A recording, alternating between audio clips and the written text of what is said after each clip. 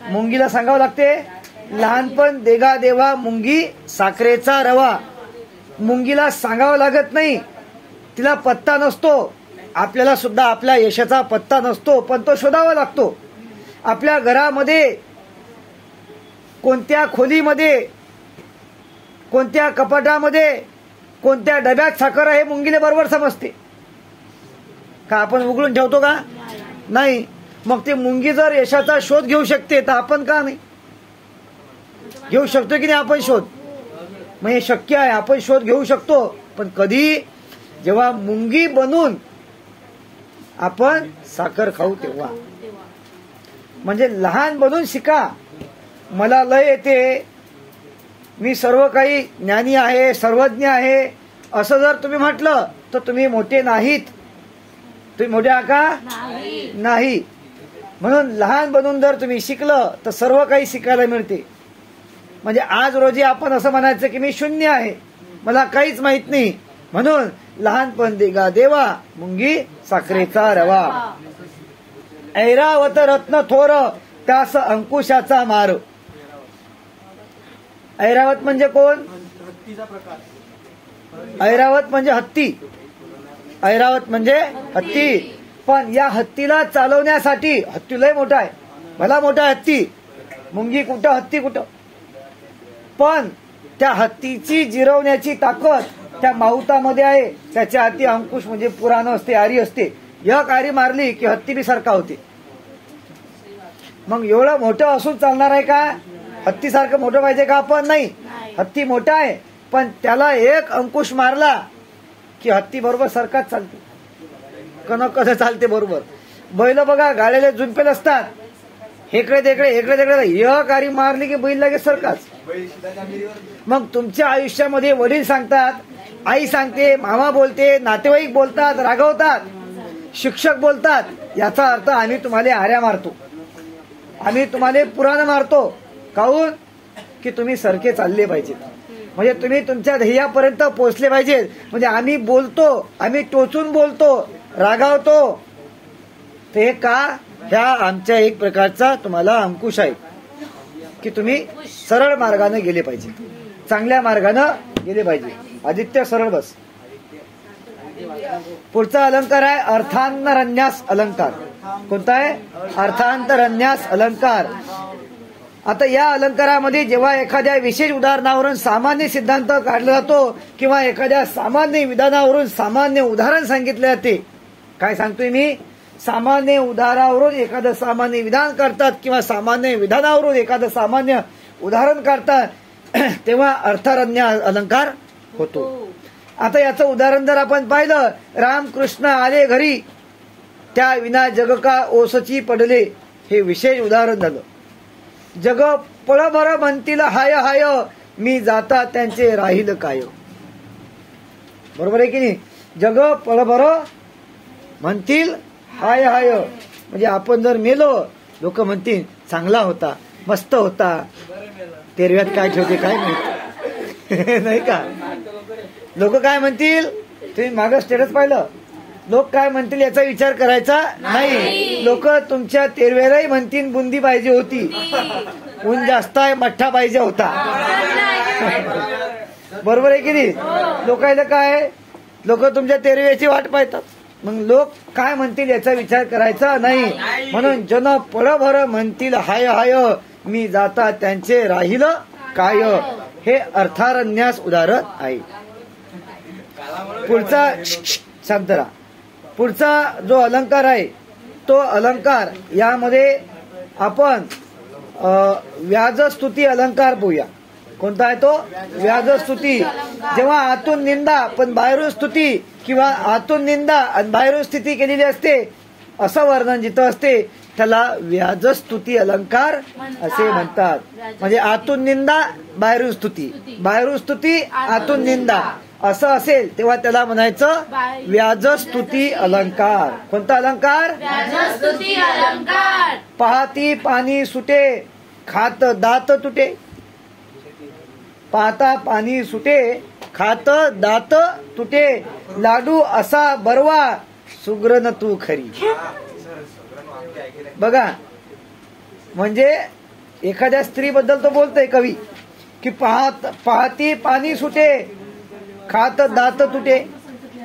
आता लाडू पाहिला तर जिभेला पाणी बी सुटते, पण खाल्ला म्हणजे कोमल बघा स्तुती काय आहे.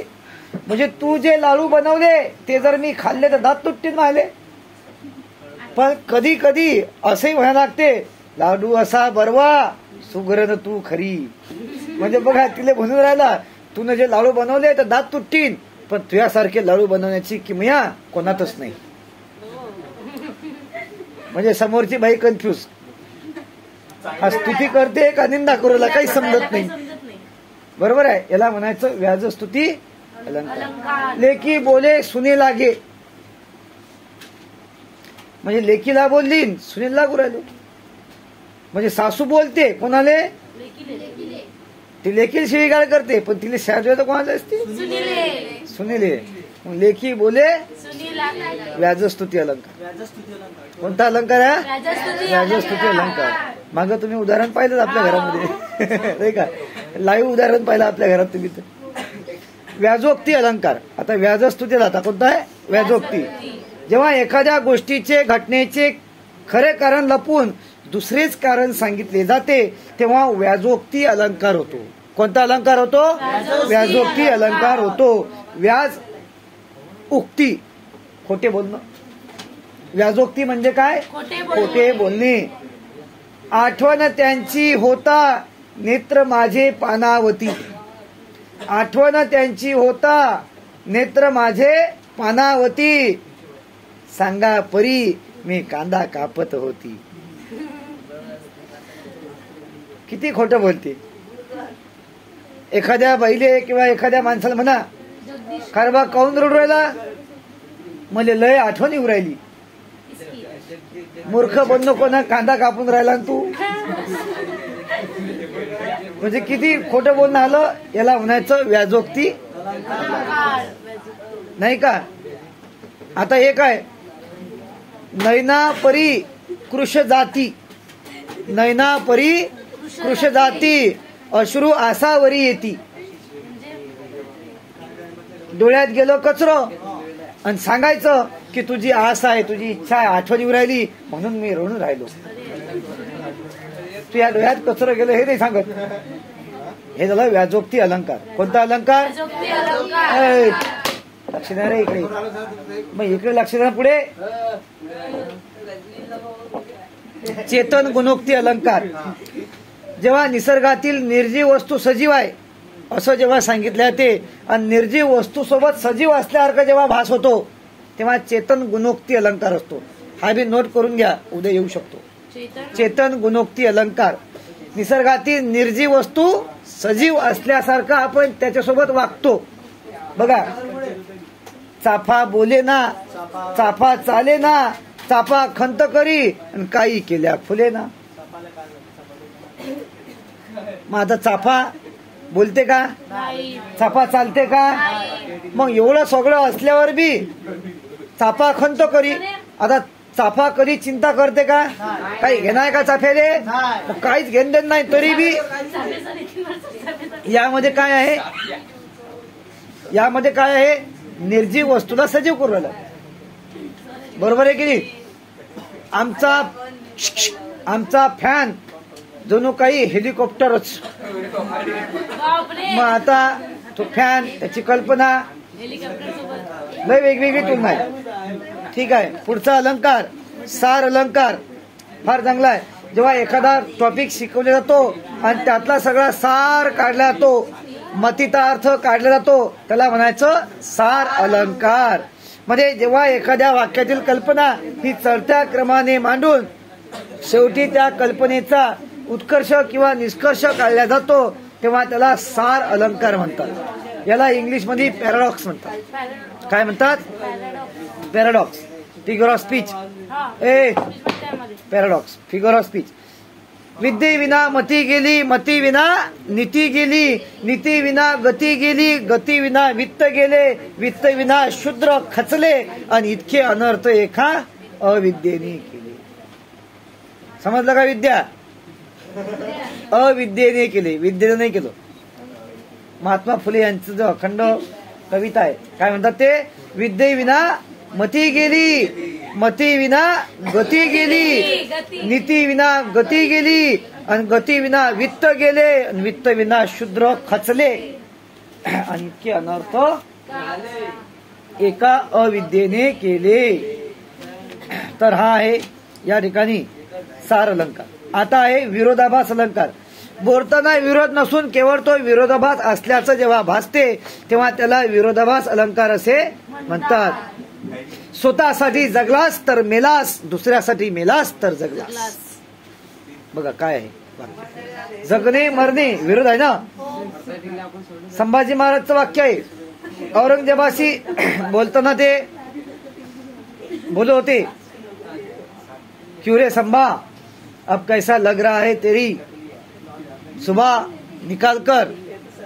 मग तेव्हा कवी कलश त्यांना म्हणतो, हे आमच्या मराठीमध्ये एक म्हण आहे, स्वतःसाठी जगलास तर मेलास, स्वतःसाठी जगलास तर जगासाठी मेलास, आणि जगासाठी मेलास तर स्वतःसाठी जगलास. म्हणजेच या ठिकाणी जेव्हा दुसऱ्यासाठी मरतो आपण तेव्हा खरं आपण जगतो. मरावे परी कीर्ती रूपी उरावे, मरावे परी कीर्ती रूपी उरावे, म्हणजे आपण मेलो तरी लोकांनी नाव काढलं पाहिजे. विरोधाभास आहे. मरणात खरोखर जग असते. मरणात खरोखर जग असते. आता मरणात खरोखर जग असते का? कारण जग आपल्या मरणाची वाटच पाहत असते. या आयुष्य शांत बसणार आहे. या आयुष्यामध्ये तुम्हाला एक गोष्ट सांगतो, आई आणि वडील यांच्याशिवाय आपलं भलं कोणीच पाहत नाही. आपलं चांगलं व्हावं हे फक्त आई आणि वडीलच पाहू शकतात. बाकी कोणीच तुमचं चांगलं होईल हे पाहत नाही. चांगलं झालं पाहिजे असं कोणाला तुमच्याबद्दल वाटत नाही. ज्या नातेवाईकाबद्दल आज आपण म्हणतो, एकदा का आई आणि वडील गेलेत मग सांगा हे नातेवाईक तुमच्यासोबत कसे वागतात. म्हणजे मी त्याचं मूर्ती म्हणतो उदाहरण आहे बरं का. जरी आंधळी मी तुला पाहते, when I am blind but I can see you. काय म्हणते ती, जरी आंधळी मी तुला पाहते. कस काय बरं, फुटक्या डोळ्याची पाहिजे तर कस काय पोरायची. पण वाक्य रचना आहे, जरी आंधळी मी तुला पाहते. हे तर मग त्या हिरो सारखं झालो नाही का. राणी मला तुझ्या डोळ्यामध्ये सगळं जग दिसते. एक म्हातारा येऊन पाहते, म्हणते माही काल म्हैस हरपली दिसते का पाय. नाही का, हे फार वेगळं झालं ना. असो, हा सगळा विरोधाभास आहे. ठीक आहे. तर अशा प्रकारे हे अलंकार होते.